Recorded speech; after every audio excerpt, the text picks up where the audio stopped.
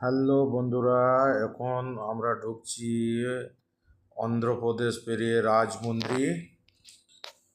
রাজমন্দ্রি ঢোকার আগে যে নদীটা আছে, তামিলনাড়ু ঢোকার আগে বিশাল বড় ব্রিজ, মোটামুটি 1.5 কিলোমিটার ধরে ব্রিজে যাচ্ছি। দেখো তোমরা কত নদীটা কত বড় দেখো।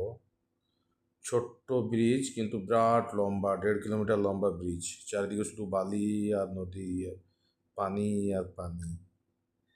আহ, আমরা তিনজনা নিয়ে আস্তে আস্তে যাচ্ছি। ব্রিজ থেকে গাড়িগুলো আস্তে আস্তেই যাচ্ছে। পাশে রেল লাইনও আছে। আমার মনে হয় এটা ব্রহ্মপুত্র নদী না কি নদী, আমার খেয়াল পড়ছে না। নদীটার নামটা আমি দেখতে ভুলে গেলাম, কিন্তু বিরাট নদী। ব্রিজটায় মোটামুটি 1 থেকে 1.5 কিলোমিটার ব্রিজ হবে। এটা ব্যাঙ্গালোরে, এটা থার্ড পার্ট, না এটা 4th নম্বর ইয়ে মনে হয় আমার ভিডিও।